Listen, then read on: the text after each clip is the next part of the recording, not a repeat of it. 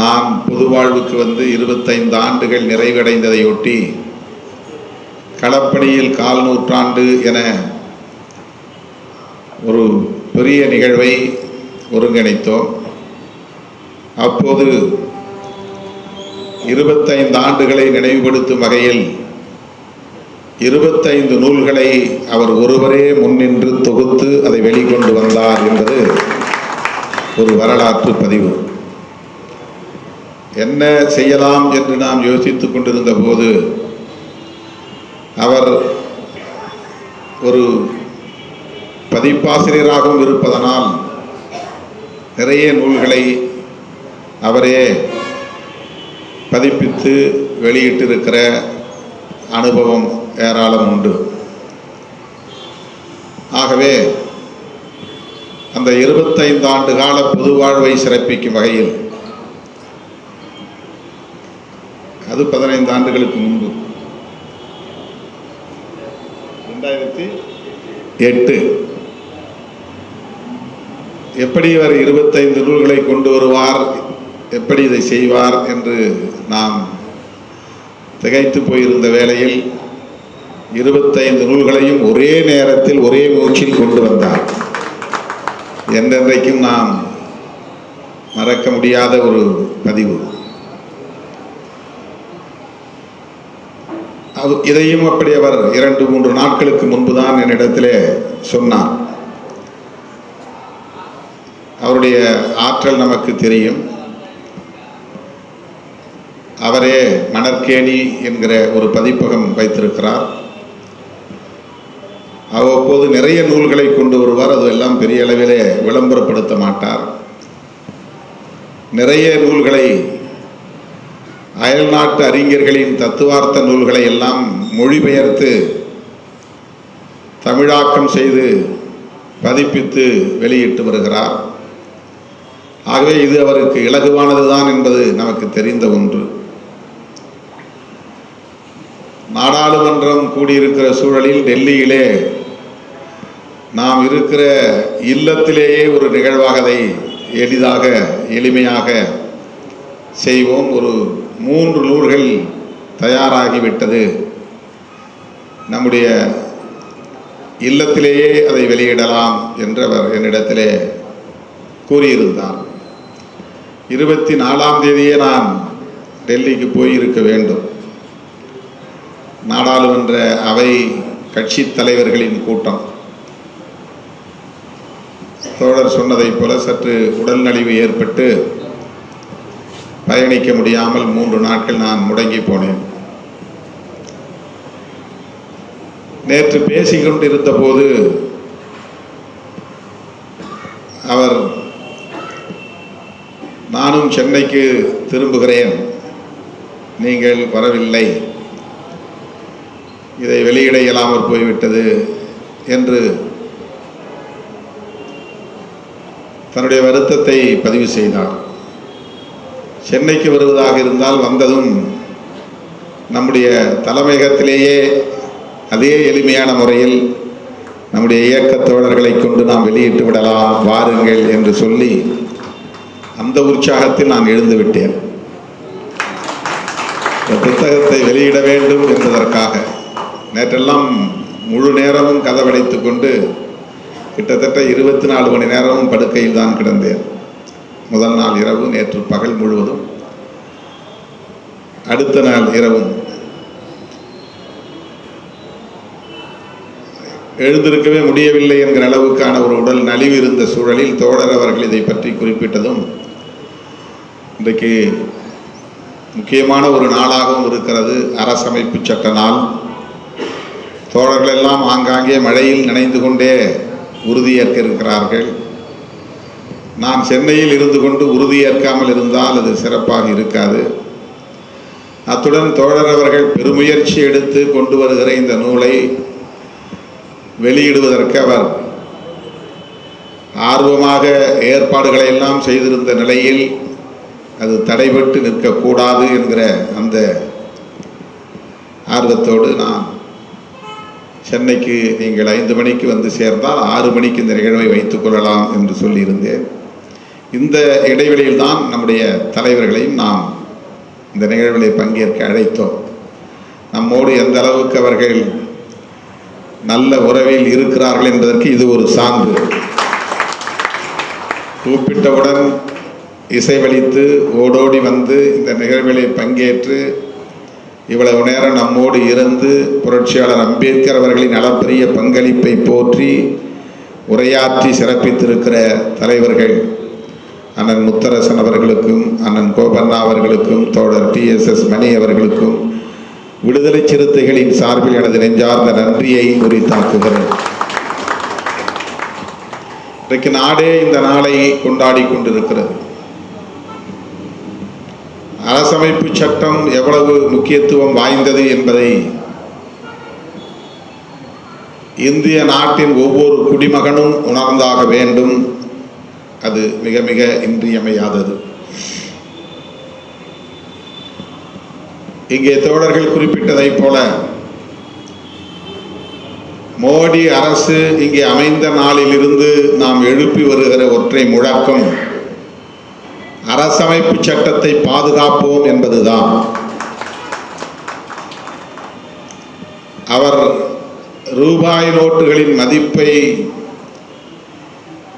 செல்லாது என்று அறிவித்த போது 500 ரூபாய் நோட்டு, 1000 ரூபாய் நோட்டு செல்லாது என்று அறிவித்த போது அடுத்த அரை மணி நேரத்தில் இங்கே செய்தியாளர்களை கூட்டி அதை கடுமையாக நாம் விமர்சித்தோம். தான் தோன்றித்தனமாக செயல்படுகிறார், எடுத்தேன் கவிழ்த்தேன் என்று செயல்படுகிறார். இவரே தொலைக்காட்சி முன் தோன்றி இப்படி அறிவிப்பதற்கு என்ன அதிகாரம் இவருக்கு இருக்கிறது என்று நம்முடைய ஆதங்கத்தை வெளிப்படுத்தியதோடு மட்டுமில்லாமல் இவருடைய போக்கு அரசமைப்பு சட்டத்திற்கே எதிரானதாக இருக்கிறது. இவரால் அரசமைப்பு சட்டத்திற்கு ஆபத்து நேரும் என்றும் சுட்டிக்காட்டி இந்த அரசமைப்பு சட்டத்தை பாதுகாப்பதற்கு ஒரு மாநாட்டை நாங்கள் நடத்துவோம், அது புதுச்சேரியில் நடக்கும் என்று அறிவித்தோம். அதன் அடிப்படையில் புதுச்சேரியிலே அந்த ரூபாய் நோட்டுகள் செல்லாது என்று அறிவித்த உடனேயே நாம் நடத்திய மாநாடு அரசமைப்பு சட்ட பாதுகாப்பு மாநாடு. அத்துடன் நின்றுவிடவில்லை. அந்த மாநாட்டை ஆந்திராவிலே நடத்தினோம், தெலுங்கானாவிலே நடத்தினோம், கர்நாடகாவிலே நடத்தினோம். அண்டை மாநிலங்களிலும் அரசமைப்பு சட்ட பாதுகாப்பு மாநாட்டை ஆந்திராவிலே 2 இடங்களில் நடத்தியிருக்கிறோம். தொடர் பரப்புரைகளை மேற்கொண்டோம். வாய்ப்பு கிடைக்கிற அத்தனை அவைகளிலும் அரசமைப்பு சட்டத்தின் பாதுகாப்பை வலியுறுத்தி பேசியிருக்கிறோம். அரசமைப்பு சட்டத்திற்கு என்ன ஆபத்து என்பதை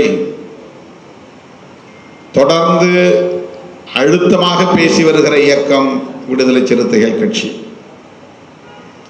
அந்த அடிப்படையில் தான் தேசம் காப்போம் மாநாட்டையும் பிறகு ஒருங்கிணைத்தோம், தேசம் காப்போம் பேரணியையும் ஒருங்கிணைத்தோம். சனாதனமா ஜனநாயகமா என்கிற உரையாடலை இங்கே தொடங்கி வைத்தோம். சனாதனமே இங்கு கோலோச்சுகிறது என்பதை உரத்து சொன்னோம்.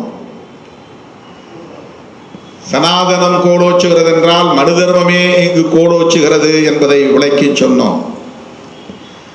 மனு தர்மம் இங்கே கோலோச்சுகிறது என்றால் புரட்சியாளர் அம்பேத்கர் அவர்கள் எழுதிய அரசமைப்பு சட்டம் இங்கே நடைமுறையில் இல்லை என்பதை எடுத்துரைத்தோம்.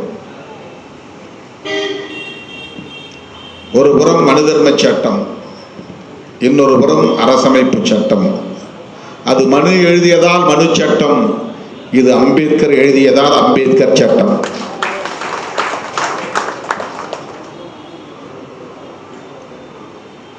எவ்வளவு பெரிய ஒரு வாய்ப்பை காலம் உருவாக்கி தந்திருக்கிறது பாருங்கள். மனு தர்மத்திற்கு நேர் எதிரான ஒரு சட்டத்தை எழுதக்கூடிய வல்லமை அந்த மனு சட்டத்தால் மிகவும் பாதிக்கப்பட்ட ஒரு சமூக பிரிவில் இருந்து உருவான ஒரு தலைவனால் தான் முடியும் என்பதை காலம் தீர்மானித்திருக்கிறது. மனு சட்டத்தை வேறு எவரும் இந்த கோணத்திலே புரட்சியாளர் அம்பேத்கரின் பார்வையிலே அணுக முடியாது. அது பற்றிய அறிவு ஞானம் பலருக்கும் இருக்கலாம். மனு சட்டத்தின் நன்மை தீமைகளை பலரும் அறிந்திருக்கலாம். ஆனால் அந்த சட்டம் முற்றிலும் துடைத்தெறியப்பட வேண்டும், அதற்கு மாற்றான ஒரு சட்டம் படைக்கப்பட வேண்டும் என்கிற பார்வை புரட்சியாளர் அம்பேத்கருக்குத்தான் இயல்பாக அமைந்திருக்கிறது. ஆகவே புரட்சியாளர் அம்பேத்கரின் கைகளில் இது வந்திருக்கிறது. அவர் அரசியல் நிர்ணய சபையில் உரையாற்றுகிற போது சொல்லியிருக்கிறார், நான் ஷெட்யூல் வகுப்பாரின் நலன்களை பாதுகாக்க வேண்டும் என்கிற ஒரு உந்துதலோடு தான் இந்த நிர்ணய சபையில் உறுப்பினராக விரும்பினேன். கான்ஸ்டிடியூட் அசம்பிளியில் மெம்பர் ஆகுவதற்கு நான் விரும்பியதற்கு காரணம், அங்கே போனால் உள்ளே வந்தால் ஷெட்யூல் காஸ்ட் ஷெட்யூல் டிரைப்ஸ் மக்களின் நலன்களை பாதுகாக்க முடியும் என்கிற நம்பிக்கையில் தான் வந்தேன். ஆனால் சற்றும் எதிர்பாராமல் என்னை வரைவு குழு உறுப்பினராக்கினீர்கள். நான் ஆச்சரியமடைந்தேன். Drafting committee member.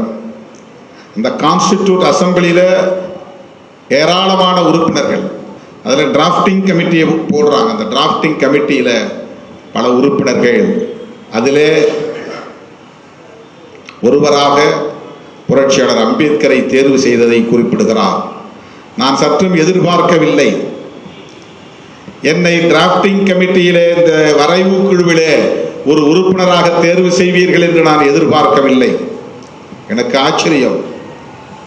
அதைவிட ஆச்சரியம், அந்த வரைவு குழுவின் தலைவராக என்னை நீங்கள் தேர்வு செய்தது. இவ்வளவு பெரிய பொறுப்பை என் தோளில் சுமத்துவீர்கள் என்று நான் எதிர்பார்க்கவில்லை. அதற்காக நான் நன்றி செலுத்த கடமைப்பட்டிருக்கிறேன்.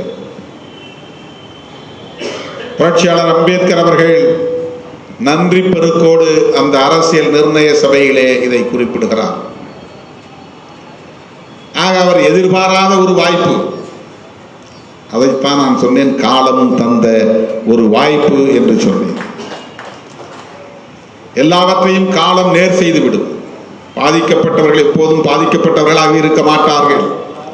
ஒடுக்கப்பட்டவர்கள் ஒருபோதும் ஒடுக்கப்பட்டவர்களாக இருக்க மாட்டார்கள். ஆளுகை செய்யப்படுகிற, ஆளுமை செய்யப்படுகிற அல்லது ஆளப்படுகிற மக்கள் எப்போதும் ஆளப்படுகிறவர்களாகவே இருக்க மாட்டார்கள். அவர்களும் ஆளுபவர்களாக வருவார்கள். காலம் அதை நேர் செய்யும். எப்போதும் ஆளப்படுபவர்களாகவே இருக்க மாட்டார்கள். அவர்களும் ஆளுபவர்களாக மாறுவார்கள். காலம் அதை நேர் செய்யும். மனுவால் எழுதப்பட்ட சட்டமே தொடர்ந்து இந்த மண்ணில் நீடிக்கும் என்று இருக்காது. அந்த சட்டம் ஒரு நாள் தூக்கி எறியப்படும். அதை காலம் நேர் செய்யும். புரட்சியாளர் அம்பேத்கரின் மூலம் அதை நேர் செய்கிறது, நேர் செய்திருக்கிறது. நான் இந்த இயக்கத்தின் தலைமை பொறுப்பை ஏற்ற போது ஒரு பட்டிமன்றத்தை மதுரை காந்தி மண்டபத்தில், இந்த காந்தி மியூசியம்,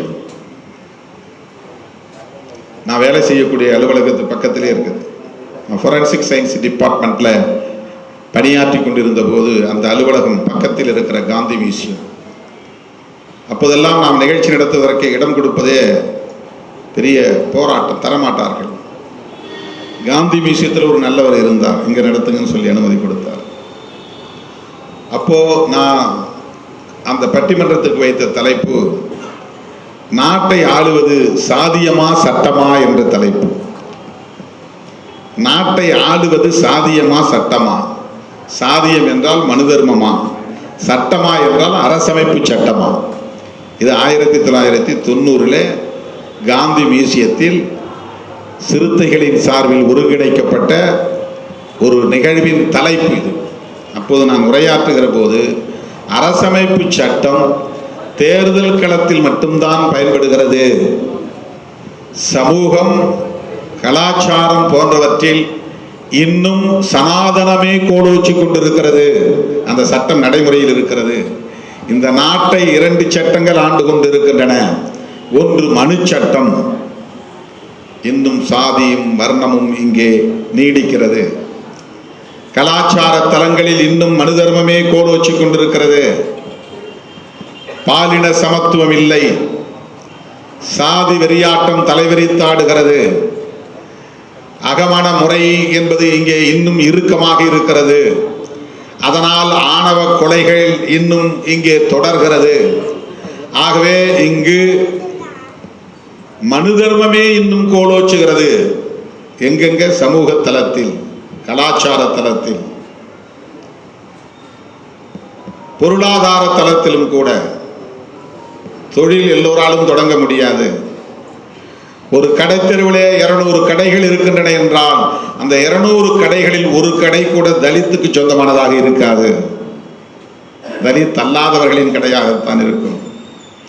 ஒரு நகரத்தில் இருக்கிற அவ்வளவு கடைகளையும் நீங்கள் கணக்கெடுத்து பார்த்தால், புள்ளி விவரம் எடுத்து பார்த்தால், அதில் ஒரே ஒரு கடை கூட, ஒரு பெட்டி கடையோ ஒரு தேநீர் கடையோ அந்த பொது வெளியில், பொது இடத்தில் ஒரு தலித் உரிமையாளராக இருக்க வாய்ப்பில்லை.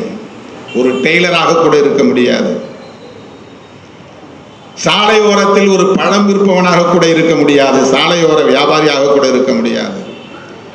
சாதிதான் காரணம். சுடுகாட்டில் சாதி இருக்கிறது, தேநீர் கடையில் சாதி இருக்கிறது, உணவு விடுதிகளில் சாதி இருக்கிறது. இப்படி எல்லா இடங்களிலும் சாதி இருக்கிறது. அதற்கு காரணம், சாதியை கடைபிடிப்பதற்கு காரணம் இன்னும் மனு தர்மம் இங்கே கோலோச்சுவதுதான். இதுதான் அளித்த தீர்ப்பு. இதில் பாபு மாசிலாமணி என்பவரும் மறைந்து விட்டார். இதில் பங்கேற்றார். அன்றைக்கு நாம் எந்த கருத்தை சொன்னோமோ அதைத்தான் இன்றைக்கும் நாம் பேசக்கூடிய ஒரு சூழல் இருக்கிறது. விடுதலை சிறுத்தைகள் கருத்தியல் தளத்தில் எவ்வளவு தெளிவாகவும் உறுதியாகவும் இன்றைக்கும் இருக்கிறது என்பதற்கு இது ஒரு சான்று. அன்றைக்கும் நாம் சனாதன எதிர்ப்பைத்தான் முன்னிறுத்தினோம். சாதியம்தான் இந்த நாட்டை ஆளுகிறது என்பதை சுட்டிக்காட்டினோம். அரசமைப்பு சட்டம் இன்னும் முழுமையாக நடைமுறைக்கு வரவில்லை. இந்தியா 2 இந்தியாவாக இருக்கிறது. எனது மதுரை நாடாளுமன்ற கன்னி பேச்சில் இதைத்தான் குறிப்பிட்டேன். இந்தியா இரட்டை இந்தியாவாக இருக்கிறது. ஊர் தெரு இந்தியாவாகவும் சேரி தெரு இந்தியாவாகவும் இரட்டை இந்தியாவாக இருக்கிறது. இந்தியா முழுவதும் ஒவ்வொரு கிராமமும் 2 இருக்கிறது. என்னுடைய சொந்த கிராமம் அங்கனூர் என்றால், அங்கனூர் என்பது ஊர் திருவாகவும் இருக்கிறது, சேரியாகவும் இருக்கிறது. 2 கிராமம் தான். இது எதனால் இருக்கிறது? சனாதனம் இங்கே இன்னும் கோலோச்சுவதால் இருக்கிறது. ஆனால் அரசமைப்பு சட்டம் வந்து 75 ஆண்டுகள் ஆகிவிட்டன. இது பிளாட்டினம் ஜூப்ளி. 75 ஆண்டுகள் ஆகிவிட்டன. நாடாளுமன்றம் அரசமைப்பு சட்டத்தால் உருவாகி இருக்கிறது. நீதிமன்றம் அரசமைப்பு சட்டத்தால் இயங்குகிறது. சட்டமன்றம் அரசமைப்பு சட்டத்தால் இயங்குகிறது. தேர்தல் ஆணையம் அரசமைப்பு சட்டத்தால் இயங்குகிறது. இடஒதுக்கீடு அரசமைப்பு சட்டத்தால் நடைமுறையில் இருக்கிறது. இது போன்றவை இன்றைக்கு அரசமைப்பு சட்டத்தால் இயங்கிக் கொண்டிருக்கின்றன. ஆனால் சமூக தளத்திலும் கலாச்சார தளத்திலும் கோவிலில் நுழைய முடியாது. வெவ்வேறு சுடுகாடுகள், இடுகாடுகள், ஆணவ கொலைகள், இந்த தலங்களில் இன்னும் மனு தர்மமே ஆட்சி புரிந்து கொண்டிருக்கிறது. அந்த சட்டம் அப்படியே இருக்கிறது. இன்னும் சமூக தளம் வரையிலும் அரசமைப்பு சட்டம் நடைமுறைக்கு வரவில்லை.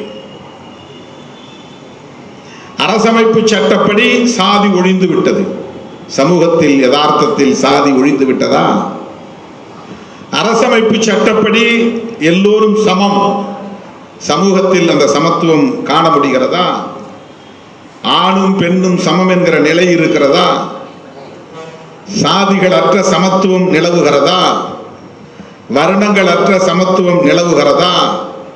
அரசமைப்பு சட்டம் சமத்துவத்தை பேசுகிறது. 75 ஆண்டுகள் ஆகிறது சமத்துவம் இங்கே வந்து அரசமைப்பு சட்டத்தின்படி. 75 ஆண்டுகள் ஆகிறது சாதி ஒழிந்து அரசமைப்பு சட்டத்தின்படி. ஆகவே அரசமைப்பு சட்டம் முழுமையாக இன்னும் நடைமுறைக்கு வரவில்லை என்கிற நிலையிலும் அந்த சட்டம் இருப்பதால் தான் கடந்த கால சமூக ஒழுங்கு சீர்குலைந்து வருகிறது என்கிற ஆத்திரம் சனாதன சக்திகளுக்கு ஏற்பட்டிருக்கிறது. இந்த சட்டம்தான் சமூக நீதியை பேசுகிறது, இந்த சட்டம்தான் சமத்துவத்தை பேசுகிறது, இந்த சட்டம்தான் மதச்சார்பின்மையை பேசுகிறது, இந்த சட்டம்தான் சமதர்மத்தை பேசுகிறது, இந்த சட்டம்தான் நீதி, சுதந்திரம், சமத்துவம், சகோதரத்துவத்தை பேசுகிறது. இதற்கெல்லாம் நேர் எதிரானது சனாதன தர்மம். சகோதரத்துவத்திற்கு எதிரானது சனாதன தர்மம். திருநீறு பூசுறது இல்லை சனாதன தர்மம், பொட்டு வைக்கிறது இல்லை சனாதன தர்மம். அதுவெல்லாம் நாமே உருவாக்கி கொண்ட சடங்குகள்.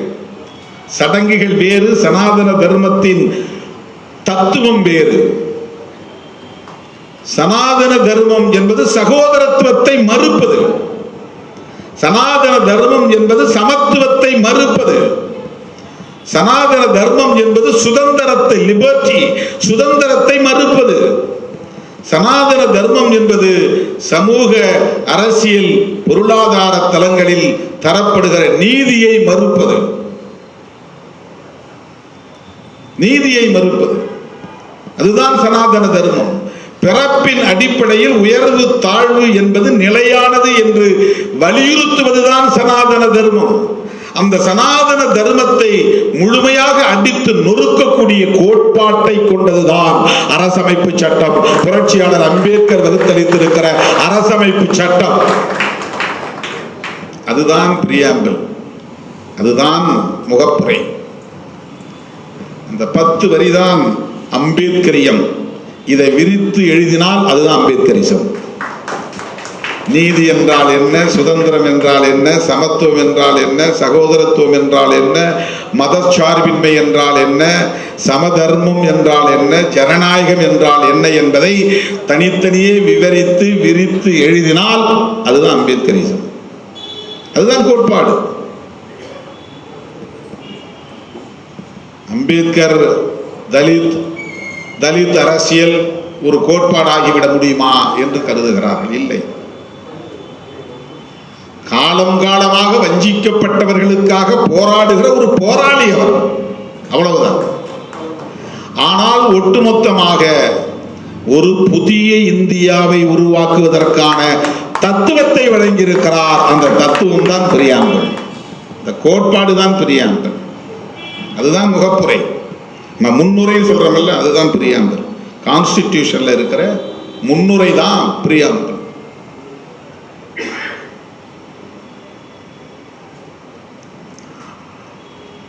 அரசமைப்பு சட்டத்திற்கு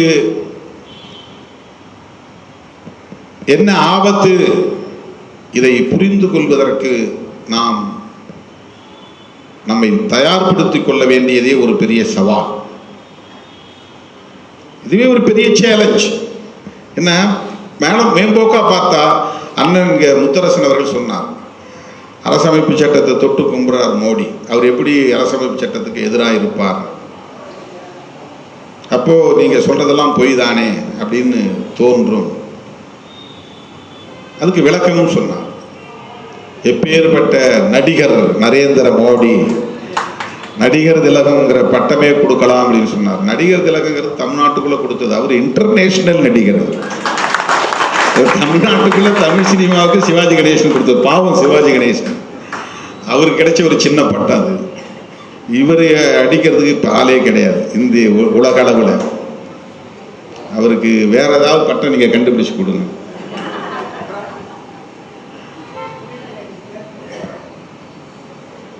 எம்ஜிஆருக்கு தான் கலைஞர் ஒரு பட்டம் கொடுத்தார். அப்போ அது ஒரு தகவலுக்காக சொல்றேன், தப்பா எடுத்துக்கூடாது. அது பொருத்தமா இருக்குமான்னு யோசிக்கணும், அதுக்காக சொல்றேன். அது அவங்க அரசியலுக்காக சொன்னது, அது இந்த காலத்தில் அது பொருத்த சொல்லக்கூடாது, இருந்தாலும் சொல்றேன். உலகமகா எத்தர் திலகம் அப்படின்னு ஒரு பட்டம் கொடுத்தார். எல்லாத்தையும் ஏய்க்கிறது அது அவருக்கு, அவங்க அரசியலுக்காக கொடுத்தது. ஆனால் இவர் எல்லோரையும், இந்துக்களையும் ஏய்க்கிறார், கிறிஸ்தவர்களையும் ஏய்க்கிறார், முஸ்லீம்களையும் ஏய்க்கிறார், தன்னுடைய கட்சிக்காரர்களை கூட ஏய்க்கிறார், பிஜேபிக்காரர்களையும். இவர் மாதிரி ஒரு அரசியல் தலைவர் இந்தியாவில் இனி எவரும் பிறக்க முடியாது. அதில் ஒரு நடிப்பில் ஒன்று தான் அம்பேத்கர் காலை தொட்டு வணங்குவது, அரசமைப்பு சட்டத்தை தொட்டு வணங்குவது. அதை எப்படி நம்ம நம்ப முடியும்? இந்த பதிப்புரையில தோழர் ரவிக்குமார் ஒன்றை சொல்லி இருக்கிறார், ரொம்ப முக்கியமான ஒரு பதிவு. எப்படி இந்த சட்டத்தை அவர்கள் செயலிழக்க வைக்கிறார்கள் அப்படிங்கிறதுக்கு 2 பாயிண்ட் சொல்லியிருக்கிறார். ஒரு பாயிண்ட் வந்து, சட்டத்தை இவர்கள் நேரடியாக எதிர்க்கவில்லை. இந்த அரசமைப்பு சட்டம் எங்களுக்கு எதிரானது என்று நேரடியாக இவர்கள் சொல்லவில்லை, சொல்ல மாட்டார்கள். வேறு எப்படி இதை செய்கிறார்கள்? 2 வகையில் செய்கிறாங்க, 3 வகையில் செய்கிறாங்க சொல்றாங்க. 2 வகையில். 1 அமெண்ட்மெண்ட்ஸ், அதாவது அரசமைப்பு சட்டத்தில் நிறைய திருத்தங்களை கொண்டு வர்றாங்க. அதன் மூலமா சட்டத்தினுடைய வலிமையை நீர்த்து போக செய்தல், டைலூட்டிங் த கான்ஸ்டிடியூஷன் த்ரூ அமெண்ட்மெண்ட்ஸ். இப்போ 370 வந்து ரிப்பீல் பண்றாங்க. இது அரசமைப்பு சட்டத்தை நீர்த்து போக செய்கிற ஒரு வேலை. இது ஜம்மு காஷ்மீர், அதுக்கு இருந்த சிறப்பு தகுதி, அதை உடைச்சி யூனியன் பிரதேசங்களாக கொண்டு வந்தாங்க. சிஏஏ ஒரு சட்டம் கொண்டு வந்தாங்க, இது அமெண்ட்மெண்ட்ஸ். அந்த சட்டம் இந்த அரசமைப்பு சட்டத்திற்கு எதிரானது. வேற மதங்களை சார்ந்தவர்கள் எல்லாம் இந்தியாவுக்குள்ள வந்தால் உங்களுக்கு குடியுரிமை தருவோம், இஸ்லாமியர்களுக்கு தரமாட்டோம். ஒரு உதாரணத்துக்கு சொல்றேன். இந்த மாதிரி ஏராளமான அமெண்ட்மெண்ட்ஸ் கொண்டு வந்துகிட்டே இருக்கிறாங்க. இப்போ இடபிள்யூஎஸ் ஒன்று கொண்டு வந்தாங்க, அது சோசியல் ஜஸ்டிஸ்க்கு எதிரானது. எக்கனாமிக்கலி வீக்கர் செக்ஷனுக்கு இடஒதுக்கீடு, பொருளாதார அளவுகோல் கூடாது அப்படிங்கிறது ஏற்கனவே விவாதிக்கப்பட்டு எல்லோராலும் ஒப்புக்கொள்ளப்பட்ட ஒன்று, எல்லோராலும் ஒப்புக்கொள்ளப்பட்ட ஒன்று. ஆனால் இவங்க அந்த அளவுகோலை கொண்டு வராங்க. இது அரசமைப்பு சட்டத்திற்கு எதிரானது. சோசியலி எஜுகேஷனலி பேக்வர்ட் கிளாஸஸ், அவங்களுக்கு தான் அந்த இடஒதுக்கீடு பொருந்தும். இதுதான் கான்ஸ்டிடியூஷன்லே இருக்கு. சோசியலி எஜுகேஷனா சமூக ரீதியாகவும் கல்வி ரீதியாகவும் பின்தங்கிய சமூக பிரிவினர். அது யாரு? Backward classes. யாரெல்லாம் பேக்வர்ட் கிளாஸஸ்? எஸ்சியும் பேக்வர்ட் கிளாஸ் தான், ஏன்னா சோசியலி எஜுகேஷனலி பேக்வர்ட். ஓபிசியும் பேக்வர்ட் கிளாஸ் தான், எஸ்டியும் பேக்வர்ட் கிளாஸ் தான். இதுல எஸ்சி எஸ்டியை தனித்து பிரித்து சொல்லுவதற்காகத்தான் மற்றவங்களை ஓபிசின்னு சொல்றாங்க. Other backward classes. Originally backward classes யாருன்னா schedule caste, schedule tribes. Other backward கிளாஸஸ்னா எக்ஸப்ட் எஸ்சி எஸ்டி அப்படின்னு அர்த்தம். அப்ப எஸ்சி எஸ்டினாலும் பேக்வர்ட் கிளாஸ் தான் அர்த்தம். அதனால தான் மற்றவங்களை ஓபிசின்னு சொல்றாங்க. இவர்களுக்கு மட்டும் இடஒதுக்கீடு தருவது, சமூக ரீதியாக யார் பின்தங்கியவர்கள்? சாதியின் பெயரால் ஒடுக்கப்பட்டவர்கள். நீ இந்த வேலை செய்யக்கூடாது, இந்த தொழிலை செய்யக்கூடாது, இந்த வருமானத்தை நீ பெறக்கூடாது, உனக்கு வருமான வரம்பு என்பதே கிடையாது, உன்னுடைய உழைப்புக்கு ஊதியங்கிற நிர்ணயமே கிடையாது, நீ இந்த உடை உடுத்தக்கூடாது, இந்த நகைநணி அணியக்கூடாது, இந்த உணவை உண்ணக்கூடாது, இப்படியெல்லாம் சோசியலி டிப்ரெஸ்ட், சப்ரெஸ்ட். அதனால பேக்வர்ட். எஜுகேஷனலி கல்வி மறுக்கப்பட்டதனால் தான் இவன் எந்த வளர்ச்சியும் அடையாமல் இருக்கிறான். கல்வி மறுக்கப்பட்டது யார் யாரு? எஸ்சி எஸ்டி மட்டும் இல்லை, ஆண்ட பரம்பரையும் கல்வி மறுக்கப்பட்டவர்கள் தான். நாங்கள் ஆண்ட பரம்பரை என்று சொல்லிக் கொள்ளக்கூடிய அன்பு சகோதரர்களும் கல்வி மறுக்கப்பட்டவர்கள் தான். பெண்கள் அனைவருமே கல்வி மறுக்கப்பட்டவர்கள் தான். அப்போ எஜுகேஷனலி பேக்வர்ட் கிளாஸஸ், இவர்களுக்கு இடஒதுக்கீடு பொருந்தும். அதுதான் சோசியல் ஜஸ்டிஸ். ஆனால் மோடி அரசு, நீ என்ன ஃபார்வர்ட் கம்யூனிட்டிக்கு இடஒதுக்கீடு இல்லைன்னு சொல்லுவேன்? ஃபார்வர்ட் கம்யூனிட்டி மட்டும் பயன்பெறக்கூடிய வகையிலே இடஒதுக்கீட்டை நாங்கள் கொண்டு வருவோம் என்று கொண்டு வந்து சட்டத்தை திருத்தினார்கள், சட்டம் கொண்டு வந்தார்கள். இதுதான் அமெண்ட்மெண்ட்ஸ். அரசமைப்பு சட்டத்தை நீர்த்து போக செய்கிறார்கள். இன்னொன்னு என்னன்னா, த்ரூ ஜுடிஷியரி, நீதிமன்றங்களின் மூலமாக அரசமைப்பு சட்டத்திற்கு தவறான இன்டர்பிரேஷன்ஸ், அதாவது அரசமைப்பு சட்டங்கிறது ஒரு பெரிய சமுத்திரம், கடல். அதுல ஒவ்வொருத்தரும் உள்ள நுழைஞ்சு ஒவ்வொரு விளக்கத்தை சொல்ல முடியும், ஒவ்வொரு சொல்லுக்கும் ஒவ்வொரு விளக்கத்தை, விவரத்தை சொல்ல முடியும். அப்படி பார்க்கிற போது இவர்களுக்கு தேவையான நீதிபதிகளை கொண்டு வந்து அங்கே அமர வைத்து இவர்கள் விரும்புவதை போல புதிய விளக்கங்களை தந்து அரசமைப்பு சட்டத்தின் தன்மையை, அதனுடைய தொலைநோக்கு பார்வையை நீர்த்து போக செய்கிறார்கள். இதுவும் ஒரு ஆபத்து. நேரடியாக அரசமைப்பு சட்டத்தை தூக்கி போடுன்னு சொல்றவனு இருக்கிறான் பிஜேபியில். கர்நாடகாவில் ஒருத்தன் பேசினான், ஒரு எம்பிஏ பேசினான், நாங்கள் மறுபடியும் ஆட்சிக்கு வந்தால் இந்த கான்ஸ்டிடியூஷனை தூக்கி அறிவோம் அப்படின்னு சொன்னான். காசியில் ஒரு குழு அறிவிச்சது, சங்கராச்சாரியார் பெயரில் ஒரு அமைப்பு. அந்த அமைப்பு அறிவித்தது, அடுத்த முறையும் மோடி தான் பிரதமர் ஆவார், அவர் ஆட்சிக்கு வந்தால் நாங்கள் எழுதியிருக்கிற அரசமைப்பு சட்டம் தான் நடைமுறைக்கு வரும். அவங்க ஒரு அரசமைப்பு சட்டத்தை எழுதி வச்சிருக்கிறாங்க. ஒரு டிராஃப்டிங் கமிட்டி போட்டு அந்த கமிட்டியில் உச்ச நீதிமன்ற ஓய்வு பெற்ற நீதிபதிகளை எல்லாம் இணைத்து அவர்கள் எல்லோரும் சேர்ந்து ஒரு கான்ஸ்டிடியூஷன் புதுசாக உருவாக்கி இருக்கிறாங்க. அந்த கான்ஸ்டிடியூஷன் நடைமுறைக்கு வந்தால் டெல்லி தலைநகரமாக இருக்காது, காசி தான் தலைநகரமாக இருக்கும். இந்த தேசிய கொடி இருக்காது, ஸ்வஸ்திக் பொறிக்கப்பட்ட காவி கொடி தான் இந்தியாவின் தேசிய கொடியாக இருக்கும். இன்றைக்கு இருக்கிற டெமோக்ராட்டிக் சிஸ்டம் இருக்காது, வர்ணாசிரம தர்ம முறைதான் இருக்கும். இஸ்லாமியர்களும் கிறிஸ்தவர்களும் அந்நிய நாட்டை சார்ந்த மதத்தை பின்பற்றக்கூடியவர்கள், அதனால் அவர்கள் இங்கே வாழலாம், ஓட்டு போட உரிமை கிடையாது. இதையெல்லாம் அவர்கள் சட்டத்தில் கொண்டு வந்து அதை அறிவித்து பிரகடனமும் செய்தார்கள். ஆகவே RSS அமைப்பு மட்டுமல்ல, அதனுடைய சங்பரிவார் அமைப்புகள் அனைத்துமே ஒரே நோக்கத்தோடு செயல்படுகின்றன. அந்த ஒரே நோக்கம் கான்ஸ்டிடியூஷனை நீர்த்து போக செய்தல் அல்லது தூக்கி எறிதல். ஏன் அப்படின்னா, அது ரொம்ப சுருக்கமாக நிறைய விவரித்து சொல்ல வேண்டாம், ரொம்ப ரொம்ப முக்கியமான ஒரு செய்தியை சொல்ல வேண்டும்.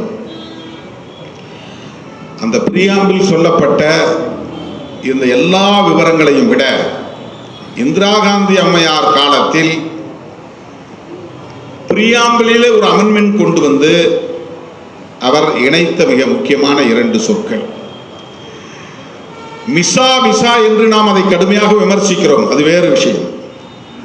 மிசா காலத்து கொடுமைகள் கடுமையான விமர்சனங்களுக்கு உள்ளாயின. அதனால் அந்த அம்மையார் ஆட்சி அதிகாரத்தில் இருந்து தூக்கி எறியப்பட்ட வரலாறு ஒரு புறம். ஆனால் அப்படிப்பட்ட அந்த காலகட்டத்திலும் அவர் செய்த பல நன்மைகளும் 20 அம்ச திட்டம் பலராலும் வரவேற்கப்பட்ட திட்டங்கள். இந்த மிசா காலத்தில் 20 அம்ச திட்டம் 20 பாயிண்ட் ப்ரோக்ராம், அது சாதாரண மக்கள் அனைவருமே வரவேற்று பாராட்டியது உண்டு. அரசியல் தலைவர்கள் எல்லாம் வேட்டையாடப்பட்டார்கள், அவர்களுடைய முக்கியமான தலைவர்கள் எல்லாம் சிறை வைக்கப்பட்டார்கள், கொடுமையான வதைக்குள்ளாக்கப்பட்டார்கள் என்கிற விமர்சனம் உண்டு. ஆனால் ஆட்சி நிர்வாகத்தில் நிறைய மாற்றங்கள் கொண்டு வந்து 20 அம்ச திட்டங்களை நடைமுறைப்படுத்தினார் என்கிற பாராட்டும் அவருக்கு உண்டு. அதிலே யாரும் கவனிக்கப்படாத ஒன்று, யாரும் சுட்டிக்காட்டாத ஒன்றை விடுதலை சிறுத்தைகள் சுட்டிக்காட்டி வருகிறோம். அது என்னவென்றால், அரசமைப்பு சட்டத்தின் பிரியாம்பிள் என்கிற முகப்புரையிலே அவர் திருத்தம் கொண்டு வந்து இணைத்த மிக முக்கியமான சொற்கள் 3 சொற்களில் 2 சொற்கள், ஒன்று சோசலிஸ்ட், இன்னொன்று செக்யூலரிசம். ஏற்கனவே அந்த கான்ஸ்டிடியூஷன் செக்யூலரிசம் தான். ஏன், எப்படி அது செக்யூலரிசம்னா, அரசாங்கம் என்று ஒன்று இருந்தால் அந்த அரசாங்கத்திற்கு அரச மதம் என்றொன்று இருக்க வேண்டும் என்பது உலகம் முழுவதும் இருக்கிற அனைத்து நாடுகளிலும் பின்பற்றப்பட்டு வருகிற நடைமுறை. இலங்கையிலே அரச மதம் புத்த மதம், பாகிஸ்தானிலே அரச மதம் இஸ்லாம் மதம், சீனாவிலே அரச மதம் பௌத்த மதம், இப்படி சொல்லிக்கொண்டே போகலாம். எல்லா நாடுகளிலும் ஸ்டேட் ரிலீஜன் உண்டு. இந்தியாவில் மட்டும் ஸ்டேட் ரிலீஜன் இல்லை. இதற்கு புரட்சியாளர் அம்பேத்கர் தான் முழு பொறுப்பு, முழு காரணம். லாஜிக் படி பார்த்தால் ஏன் இந்தியாவுக்கு மட்டும் மதம் இருக்கக்கூடாது? சரியான கேள்வி. அப்படி என்றால் ஏன் இந்தியாவில் இந்து மதத்தை அரச மதமாக அறிவிக்க கூடாது? சரி, பாகிஸ்தானிலே முஸ்லாம் மதம் அரச மதம் என்றால், இலங்கையிலே பௌத்த மதம் அரச மதம் என்றால், சீனாவிலே பௌத்தம் அரச மதம் என்றால், இந்தியாவிலே ஏன் இந்து மதம் அரச மதமாக இருக்கக்கூடாது? இருக்கலாம், இருக்க வேண்டும். உலக நாடுகள் முழுவதும் இருக்கிற போது இருப்பதில் என்ன தவறு? இது பொத்தாம் பொதுவாக மேலோட்டமாக பார்த்தால் சரி என்று தோன்றும். ஆனால் உலகத்திலேயே ஒரு அரசமைப்பு சட்டம் அரச மதம் இல்லாமல் இயற்றப்பட்டது என்றால் அதற்கு முழு பொறுப்பு புரட்சியாளர் அம்பேத்கர் அவர்கள் தான். இந்தியாவிலே எந்த மதத்தை அரச மதமாக கொண்டு வர முடியும்?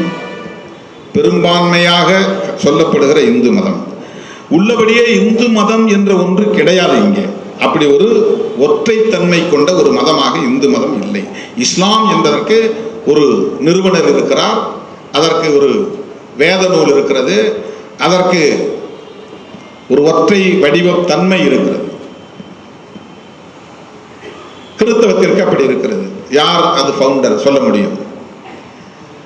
அதற்கு என்ன வேத நூல் சொல்ல முடியும்? ஆனால் இந்து மதம் என்ற ஒரு மதம் இங்கே ஒரு ஃபவுண்டர், ஒரு உருவாக்கியவர், அதை நிறுவியவர் என்று யாரும் இல்லை. சைவம் இருந்தது, வைணவம் இருந்தது, அல்லது இன்றைக்கும் இருக்கிறது. சைவம் இருக்கிறது, வைணவம் இருக்கிறது. பௌத்தத்திற்கு ஃபவுண்டர் உண்டு, பகவான் புத்தர். சமணத்திற்கு உண்டு, மகாவீரர். அதற்கெல்லாம் தனியே வேத நூல்கள் இருக்கின்றன. சீக்கியத்திற்கு உண்டு, அதற்கு வேத நூல்கள் இருக்கின்றன. இந்து மதம் என்று ஒன்று இல்லை, ஒரு வடிவமாக இல்லை, ஒற்றை தன்மையோடு இல்லை, ஒரு நிறுவனர் இல்லை, அதற்கு ஒரு வேத நூல், பொதுவான நூல் இல்லை.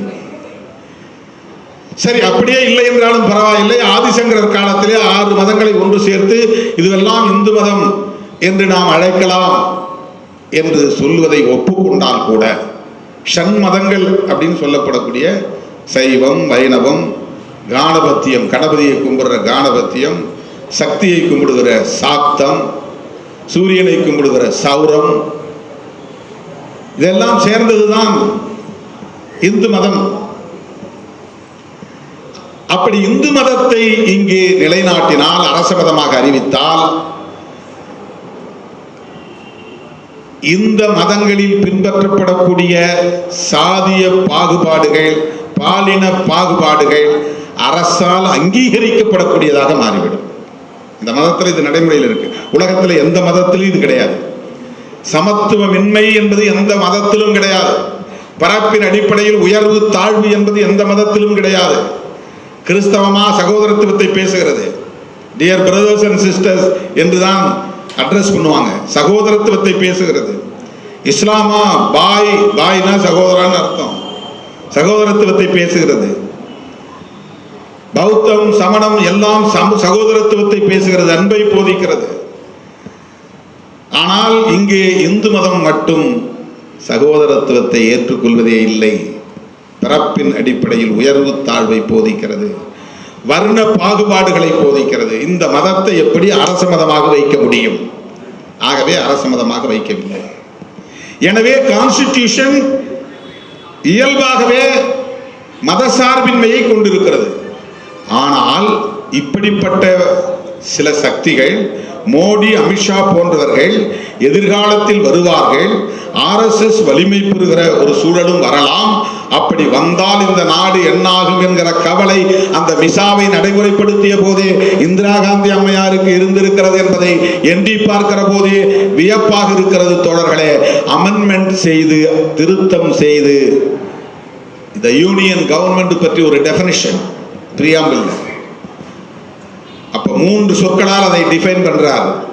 சாவரின் டெமோக்ராட்டிக் ரிபப்ளிக், அதுதான் யூனியன் கவர்மெண்ட். டெல்லியில் இருக்கிற அரசாங்கம் எப்படிப்பட்ட அரசாங்கம்? இறையாண்மையுள்ள ஜனநாயக குடியரசு, அவ்வளவுதான். இந்திரா காந்தி அம்மையார் அந்த 3 வார்த்தைக்கு இடையில 2 வார்த்தை சிறுகி 5 வார்த்தையாக மாற்றுகிறார்.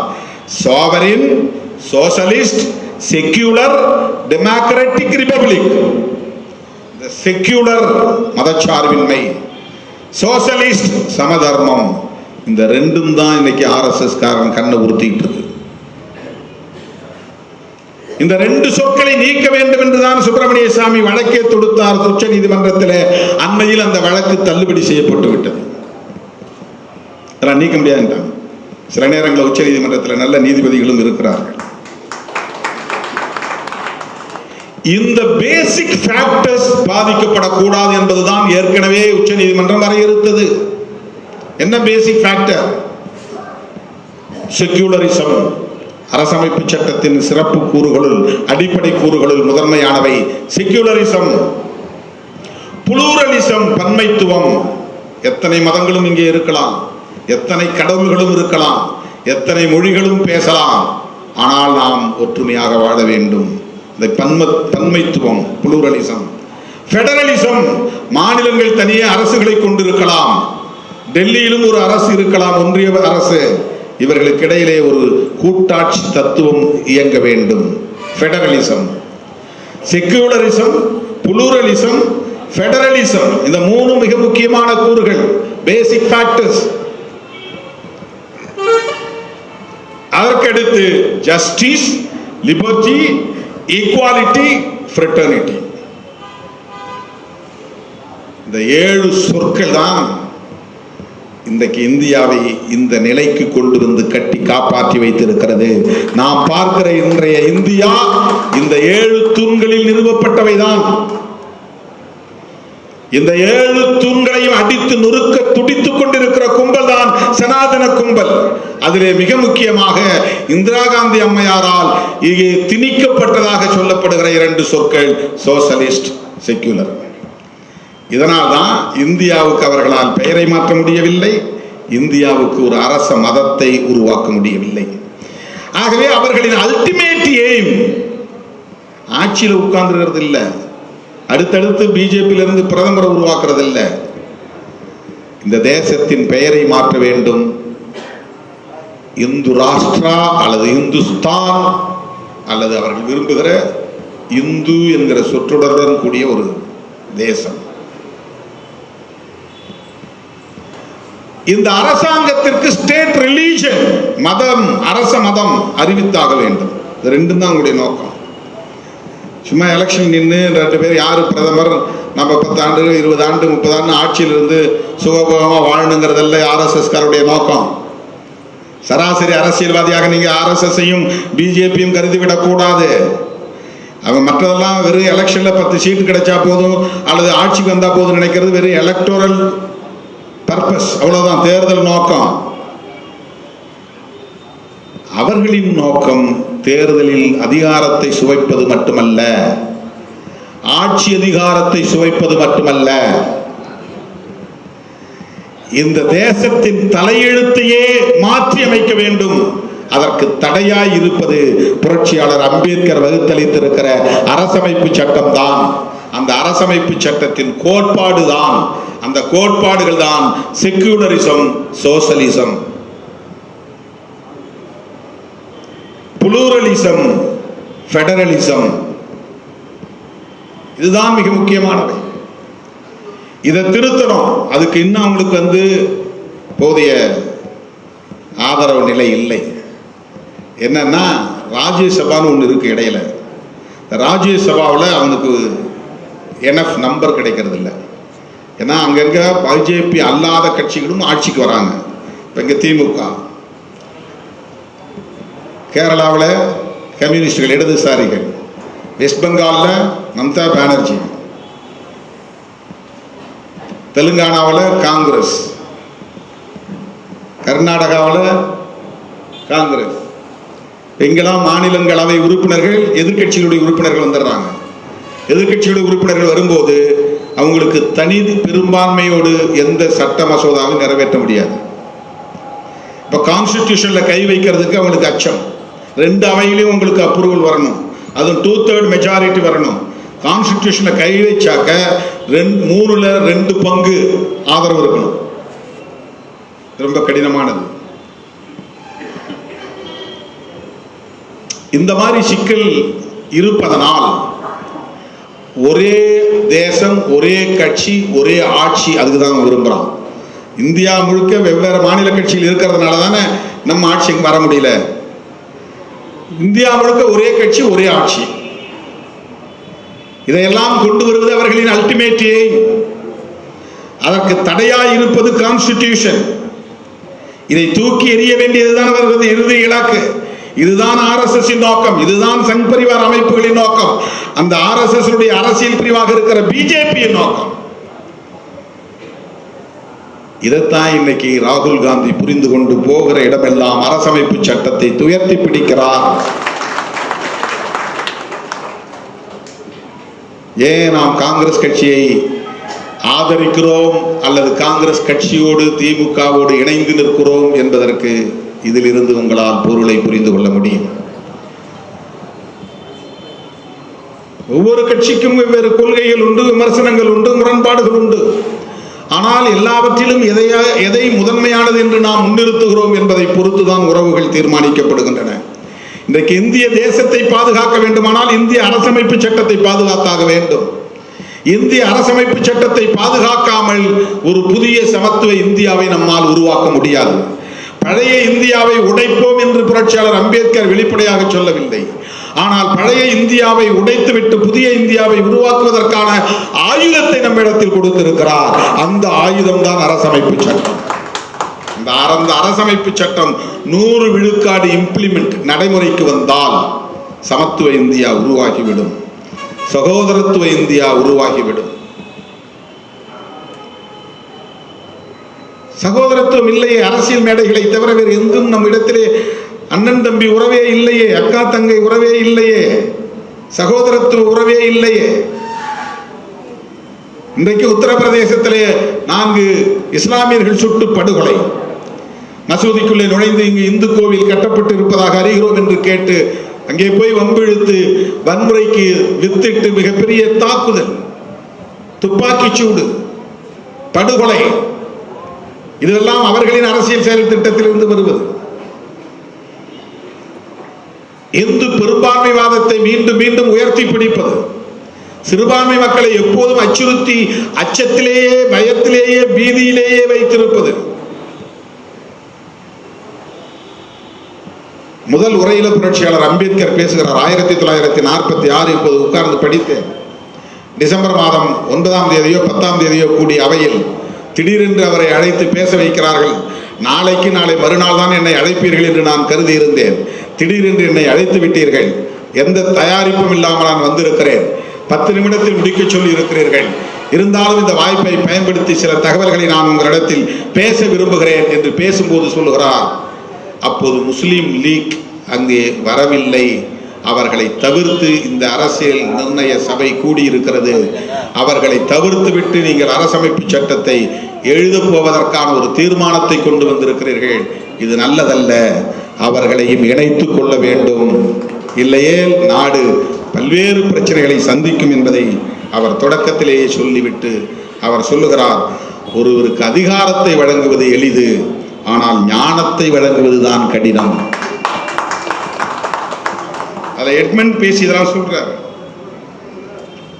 எட்மண்ட் பர்க் எத்தனையோ சாதிகளும் சமய கோட்பாடுகளும் இருப்பினும் நாம் ஒன்றுபட்ட மக்களாக ஆவோம் என்பதில் எனக்கு எல்லளவும் ஐயமில்லை.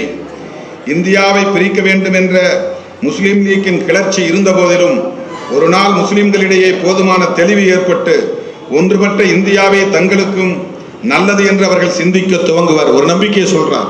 முஸ்லீம் லீக் தனிநாடு கேட்குறாங்க, ஆனால் ஒரு நாள் அவங்க நிச்சயமாக உணர்வாங்க, எல்லாம் ஒன்றா இருப்போம்னு சொல்லி வருவதற்கு வாய்ப்பு இருக்கிறது அப்படிலாம் சொல்லிட்டு, எப்படி ஆயினும் இந்த அரசியல் நிர்ணய சபைக்குள் முஸ்லீம் லீக் வருவதை இந்த தீர்மானம் எவ்வாறு தடுக்க முடியும்? இது ஒரு முக்கியமான கேள்வி.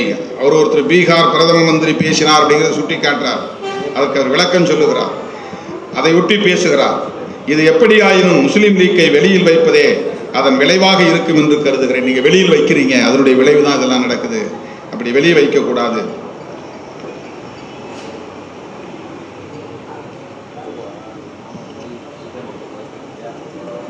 முஸ்லீம் லீக்கின் கருத்துக்களை முடிவுக்கு வரும் முன் முஸ்லீம் லீக்கின் கருத்துக்களை பெற முடியும். அவர்களை பெறணும், அவர்களை கேட்டு பெறணும். இந்த கருத்துக்களை கேட்காமல் செய்யக்கூடாது.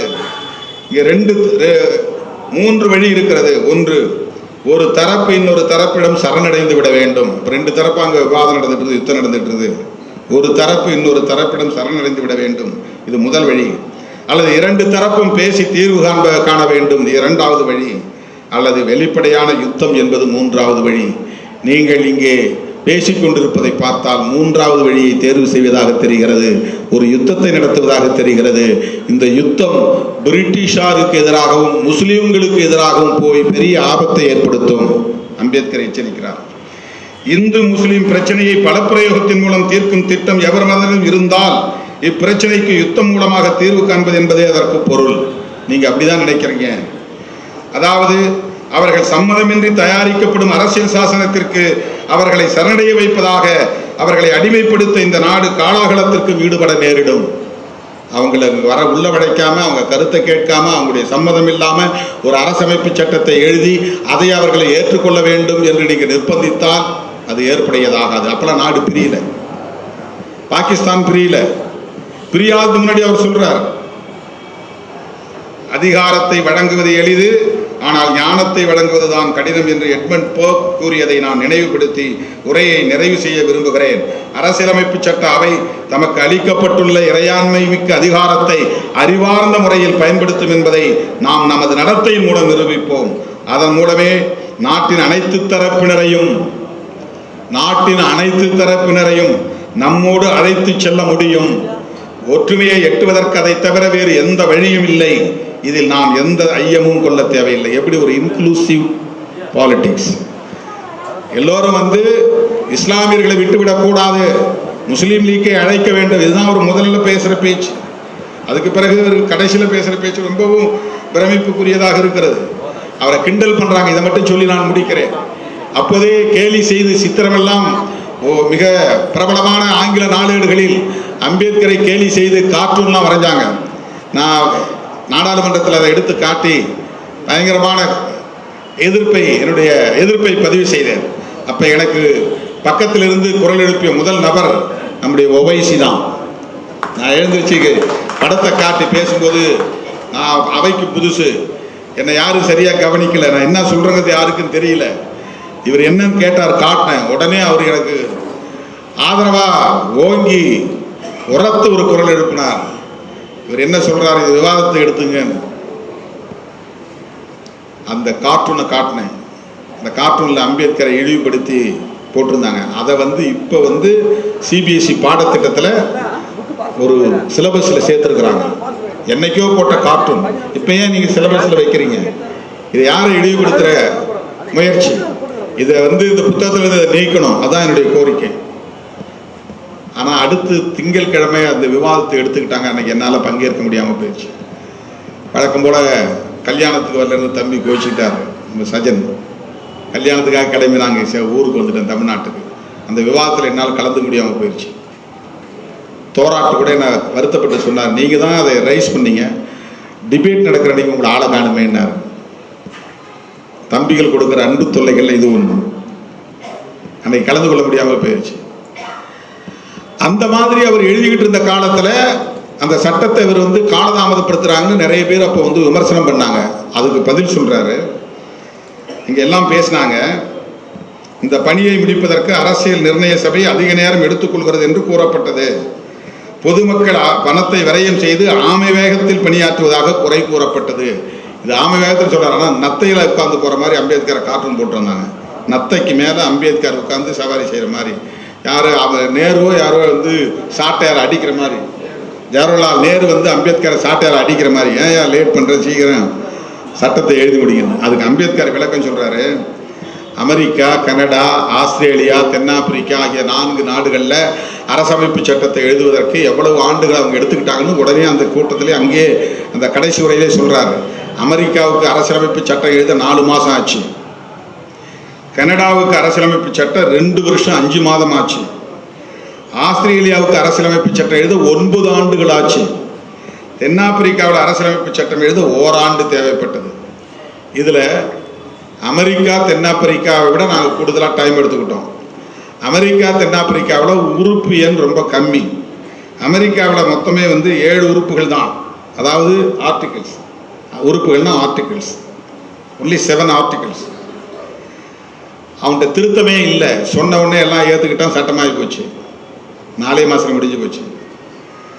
கனடா நாட்டு அரசியல் சட்டத்தில் 147, ஆஸ்திரேலிய அரசியலமைப்பு சட்டத்தில் 128, தென்னாப்பிரிக்கா அரசியல் சட்டத்தில் 153. இதில் என்னன்னா அமெண்ட்மெண்ட்ஸ் யாரும் கொண்டு வந்து எல்லா உறுப்பினரும் அமெண்ட்மெண்ட்ஸ் கொடுக்கலாம். நம்ம மெம்பர்னா ஒரு சட்டம் கொண்டு வராங்கன்னா நான் வந்து அந்த சட்டத்தில் திருத்தம் கொடுக்கலாம். எனக்கு இந்த வார்த்தையில் உடன்பாடு இல்லை, இந்த வார்த்தையை பதிலாக இந்த வார்த்தையை போடுங்க, இந்த கருத்தில் எனக்கு உடன்பாடு இல்லை, இந்த கருத்தை மாற்றி இந்த கருத்தை போடுங்க, நான் வந்து அமெண்ட்மெண்ட்ஸ் கொடுக்கலாம். அதை வந்து அவங்க எழுத்துக்கணும். அதுக்கு வந்து ஒரு வாக்கெடுப்பு நடத்துவாங்க. அது ஆளுங்கட்சி பெரும்பான்மையாக இருக்கிறதுனால நம்ம இதெல்லாம் கொடுத்தோம்னா செல்லாத ஆக்கிடுவாங்க. அமெண்ட்மெண்ட்ஸ் எடுத்துக்க மாட்டாங்க. கான்ஸ்டிடியூண்ட் அசம்பிளியில் அப்போ இருந்த உறுப்பினர்கள்லாம் அமெண்ட்மெண்ட்ஸ் நிறையா கொண்டு வந்தாங்க. எவ்வளவு அமெண்ட்மெண்ட்ஸ்னா 2475 அமெண்ட்மெண்ட்ஸ், 2475 அமெண்ட்மெண்ட்ஸ் திருத்தங்கள். அவ்வளவுக்கு இவர் ஒவ்வொன்றுக்கும் விளக்கம் கொடுத்து கன்வின்ஸ் பண்ணி வேண்டாததை விட்டு வேணுங்கிறத எடுத்துக்கிட்டு அந்த மாதிரி இந்த சட்டத்தை கொண்டு வர்றது பல நாட்கள் தேவைப்பட்டுச்சு. 2 வருஷம் 11 மாதம் 18 நாள், கிட்டத்தட்ட 3 வருஷம். இந்த 3 வருஷத்துக்கு ஏன் இவ்வளவு காலதாமதம் ஆச்சுங்கிறத வந்து அம்பேத்கர் விலைக்கு பேசுகிறார். இந்த அம்பேத்கர் எழுதிய சட்டம் என்று நாம் சொன்னாலும் கூட இதற்கு முன்னால் இதை வந்து ஒரு டிராஃப்ட் ஆக்கி கொடுக்கறது ஒரு ஆலோசகர் ஒருத்தர் இருந்தார். அவர் பேர் P.N. ராவ். அவர் வந்து அட்வைசர். முதல்ல அவர் ஒரு மாடல் தயாரித்து அவர் கொடுத்துட்றாரு. அதுக்கு பிறகு தான் அவங்க எடுக்கிறாங்க. அப்படி அவர் கொடுக்கும்போது அவருக்கு நன்றி சொல்கிறார். நன்றி சொல்லிட்டு இந்த டிராஃப்டிங் கமிட்டி கூண்டது மொத்தம் 141 நாட்கள் தான். அதுக்கு பிறகு அதிலிருந்து எவ்வளவு காங்கிரஸுக்கு நன்றி சொல்கிறார். அவங்க ஒத்துழைப்பு கொடுக்கலன்னா இது வந்து இவ்வளவு சிறப்பாக வந்திருக்காதுன்னு. அல்லாடி கிருஷ்ணசாமி, T.T. கிருஷ்ணமாச்சாரியார் அவங்களுக்கெல்லாம் நன்றி சொல்கிறார். அரசியல் அப்புறம் அதிலே தான் சொல்கிறார். அதில் வந்து ஏராளமான நமக்கு வந்து 395 உறுப்புகள். கடைசியாக வந்து முதல்ல கொடுக்கும்போது அவர் P.N. ராவ் கொடுக்கும்போது 243 ஆர்டிகல்ஸ், 13 ஷெட்யூல் இருந்துச்சு. விவாதம் பண்ணி முதல் தடவை அவங்க கொடுக்கும்போது 315 உறுப்பு அது மாறிச்சு. 8 அட்டவணைகளாக மாறிச்சு. 13 8 குறைஞ்சிருச்சு. 243 315 உயர்ந்து போச்சு. அப்புறம் திருத்தங்கள் அது இதெல்லாம் சொல்லி பார்க்கும்போது 386 ஆயிடுச்சு. இறுதியாக 395 ஆர்டிக்கல் 395. அமெரிக்காவில் 7 ஆர்டிக்கல், நம்மதில் 395 ஆர்டிக்கல். செக்ஷன் சொல்கிறோம் இல்லையா சட்டத்தில், கான்ஸ்டிடியூஷனில் ஆர்டிக்கல்னு சொல்கிறோம், செக்ஷன் தான் ஆர்டிக்கல். 305 ஆர்டிகல்ஸ், 8 அட்டவணை. அதில் அவங்க கொண்டு வந்தது 7235 திருத்தங்களை கொண்டு வராங்க அந்த அரசியல் சாசன வரைவு குழுக்கிட்ட. ஆனால் எடுத்துக்கிட்டு விவாதிச்சது வந்து 2475. இவ்வளவுக்கு அவர் விளக்கம் கொடுத்து அதையெல்லாம் அவர் வந்து நிறைவேற்றுகிறார். அதில் கடைசியாக இதை மட்டும் நான் சொல்லி முடிக்கிறேன். அரசியல் சாசனம் எவ்வளவு சிறப்பாக இருந்தாலும்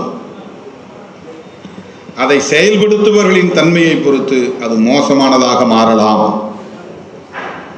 மோடி ஆட்சிக்கு வருவார்னு அப்பவே அம்பேத்கருக்கு தெரிந்திருக்கிறது.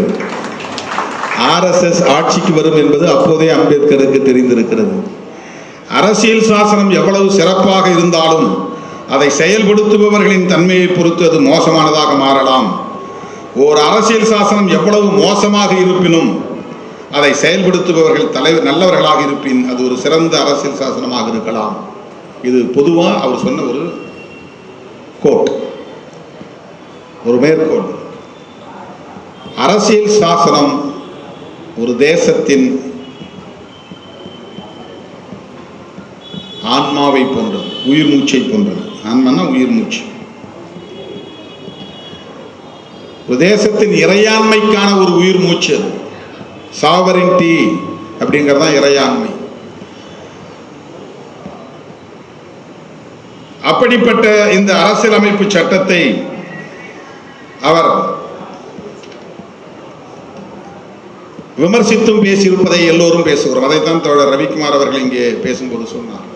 அம்பேத்கரே அரசியலமைப்பு சட்டத்தை எரிக்கிறேன்னு சொன்னார், எரிக்கிற முதலாளாக இருப்பேன்னு சொன்னார் அப்படின்னு அவர் சொன்னதுக்கு என்ன காரணம்னா, இந்த சட்டம் நாம் நினைத்ததை நிறைவேற்றாமல் போனால் என்னாவது ஒன்று.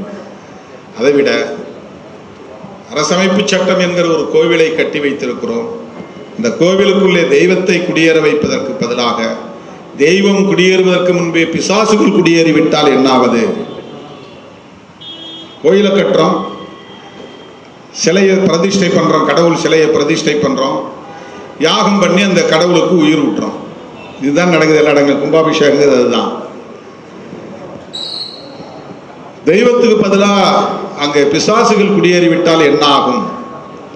இன்றைக்கு அரசமைப்பு சட்டத்தின் கோவில் என்றால் அது நாடாளுமன்றம். அரசமைப்பு சட்டத்தின் கோவில் என்றால் அது நாடாளுமன்றம். டெம்பிள் ஆஃப் டெமோக்ரசி என்று சொல்லுவோம். நாடாளுமன்றம். இந்த நாடாளுமன்றத்தில் இன்றைக்கு யார் அமர்ந்திருக்கிறார்கள்? இந்த அரசமைப்பு சட்டத்தை எதிராக பார்ப்பவர்கள் அமர்ந்திருக்கிறார்கள். எதிராக பார்ப்பவர்களாக தங்களை காட்டிக்கொள்கிறார்களா? இல்லை. ஏன்னா அரசமைப்பு சட்டத்தை எதிராக காட்டினால் அம்பேத்கரை தெய்வமாகவே கருதுகிற கோடானு கோடி மக்களை எதிர்கொள்ள வேண்டி வரும். அதான் பிரச்சனை. பெரியாரை நேரடியாக எதிர்ப்பவர்கள் ஏன் அம்பேத்கரை நேரடியாக எதிர்க்கவில்லை? பெரியார் பேசியதும் அம்பேத்கர் பேசியதும் முரண்பாடானவை அல்ல. புரட்சியாளர் அம்பேத்கர் பேசியதைத்தான் தந்தை பெரியார் பேசினார். அதனால்தான் இனம் இனத்தோடு சேரும் என்பதை போல அம்பேத்கரும் பெரியாரும் நண்பர்களாக இருந்தார்கள். நண்பர்களாக இருக்க முடிந்தது. ஆகவே புரட்சியாளர் அம்பேத்கர் பேசிய அனைத்தும் தந்தை பெரியார் பேசியிருக்கிறார். பெரியாரை தங்களின் கொள்கை எதிரி என்று சொல்லக்கூடிய சங் பரிவார்கள் புரட்சியாளர் அம்பேத்கரை கொள்கை எதிரி என்று சொல்ல முடியுமா? ஒரே ஒரு வேறுபாடு, பெரியாருக்கு மதத்தின் மீதும் கடவுளின் மீதும் நம்பிக்கை இல்லை. புரட்சியாளர் அம்பேத்கருக்கு மதத்தின் மீதும் கடவுளின் மீதும் விமர்சனம் இல்லை. ரெண்டு பேருக்கும் உள்ள வேறுபாடு அவ்வளவுதான். மற்ற எல்லாவற்றிலும் இருவரும் ஒத்து போகிறார்கள். அப்படிப்பட்ட சனாதன எதிர்ப்பில் ஒத்து போகிற இரண்டு தலைவர்களில் பெரியாரை மட்டும் நேரடி எதிரி என்று சொல்வதற்கு அரசியல் ரீதியாக அல்லது தேர்தல் அடிப்படையில் அவர்களுக்கு எந்த நஷ்டமும் ஏற்படாது. புரட்சியாளர் அம்பேத்கர் அவர்களை எதிர்த்தால் அவர்களுக்கு கோடிக்கணக்கான தலித்துகளின் வாக்குகளை பெற முடியாமல் போகும். ரெண்டு காரணம். ஒன்று, நேரடியா எதிர்த்தா இவங்க தொடர்ந்து காங்கிரசுக்கு ஓட்டு போட்டுட்டே இருப்பாங்க. இப்ப தலித்துகள் ஓட்டு போட்டு தான் காங்கிரஸை உயிர் போட்டு வைத்திருக்கிறார்கள். அது உண்மை. அதை யாரும் மறுக்க முடியாது.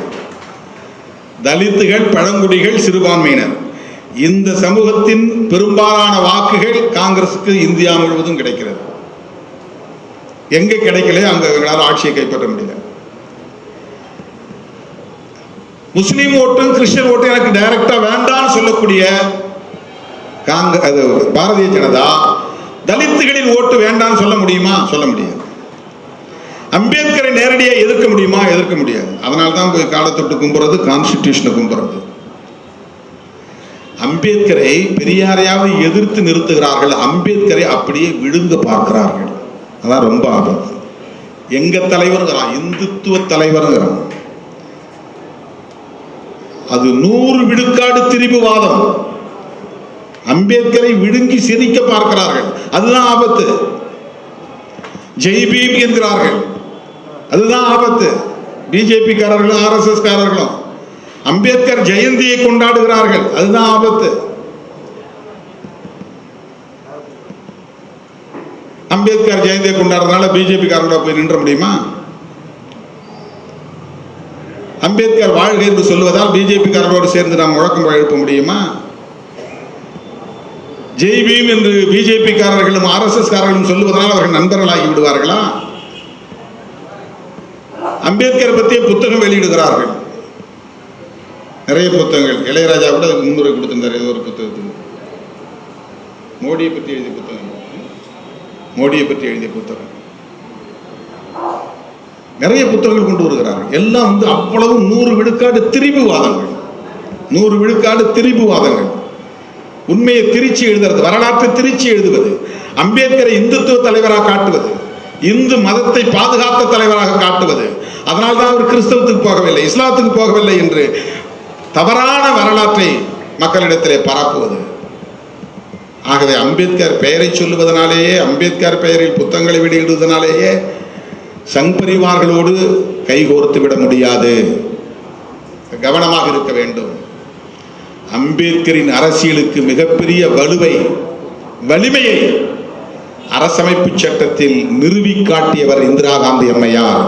காங்கிரசோடு நிற்க வேண்டியதும் ராகுல் காந்தியோடு கைகோர்க்க வேண்டியதும் இன்றைய வரலாற்று தேவை.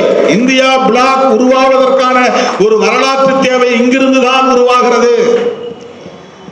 அவரால் தான் இன்றைக்கு கான்ஸ்டிடியூஷன் என்பது இந்தியா முழுவதும் சாதாரண குடிமகனும் இன்றைக்கு கையில் எடுத்திருக்கிறான். திருமாவளவன் சொன்னபோது இது இந்தியா முழுவதும் போகவில்லை, ராகுல் காந்தி உயர்த்தி பிடித்ததும் இன்றைக்கு அத்தனை பேரும் கான்ஸ்டிடியூஷனுக்கான முக்கியத்துவத்தை உணர்ந்திருக்கிறார்கள். ராகுல் காந்தி இன்றைக்கு இந்தியன் பாலிடிக்ஸ் என்கிறது வருகிற போது அவர் ஒரு நேஷனல் சூப்பர் ஸ்டார் இன் தி பாலிடிக்ஸ். ஏன்னா கான்ஸ்டிடியூஷனை காப்பாற்றுவதற்கான பொறுப்பு அவரிடத்திலே இருக்கிறது. அதனால் சொல்லுகிறேன், இந்த கான்ஸ்டிடியூஷனை பாதுகாத்தால் தான் தேசத்தை பாதுகாக்க முடியும், மதச்சார்பின்மையை பாதுகாக்க முடியும், சமத்துவ இந்தியாவை கட்டமைக்க முடியும். அப்படிப்பட்ட புரிதலோடு நாம் அரசியல் களத்தில் தொடர்ந்து பயணிப்போம். யாரும் எந்த வதந்தியும் பரப்பலாம். மதசார்பற்ற முற்போக்கு கூட்டணி, விடுதலை சிறுத்தைகளும் சேர்ந்து உருவாக்கிய கூட்டணி, யாரும் எந்த விமர்சனமும் செய்யலாம். இந்தியா பிளாக் கூட்டணி, விடுதலை சிறுத்தைகளும் சேர்ந்து உருவாக்கிய கூட்டணி. ஆகவே இந்த கூட்டணி தான் சிறுத்தைகளின் கூட்டணி. இந்த கூட்டணி தான் தொடர்ந்து தமிழகத்தில் ஆட்சியில் இருக்கும். இந்தியாவிலும் அடுத்த தேர்தலில் இந்தியா பிளாக் ஆட்சியில் இருக்கும் என்பதை சொல்லி அரசமைப்பு சட்டத்தை பாதுகாக்கும் களப்பணியில் இணைந்து நிற்போம், களமாடுவோம் என்று சொல்லி வாய்ப்புக்கு நன்றி கூறி முடிக்கிறேன். நன்றி, வணக்கம்.